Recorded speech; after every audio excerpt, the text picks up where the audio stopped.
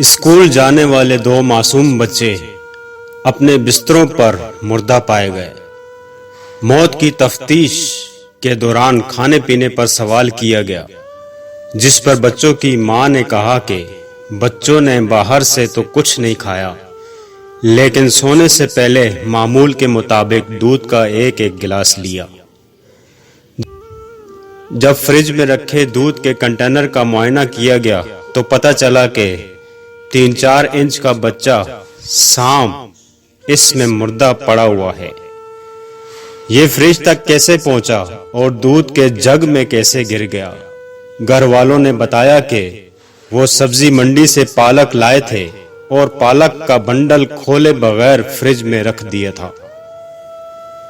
یہ ممکن ہے کہ چھوٹا سانپ کا بچہ اسی بنڈل سے دودھ میں جگ میں گر گیا ہو۔ بچوں کی موت کی وجہ سے تو یقیناً واضح ہو گئی، مگر خاندان نے اپنے 2 بچوں کو کھو دیا۔ ہمیں خاص طور پر فریج میں کچھ بھی رکھتے ہوئے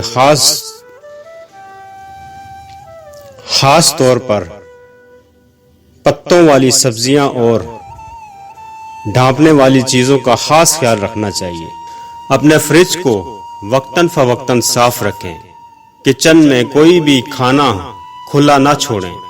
اس حادثے سے سبق لیں اور اپنے آپ کو صرف پڑھنے تک محدود نہ رکھیں، بلکہ اس سے آگے بڑھائیں اور انسانیت کی خدمت میں ایک چھوٹا سا حصہ ڈالیں۔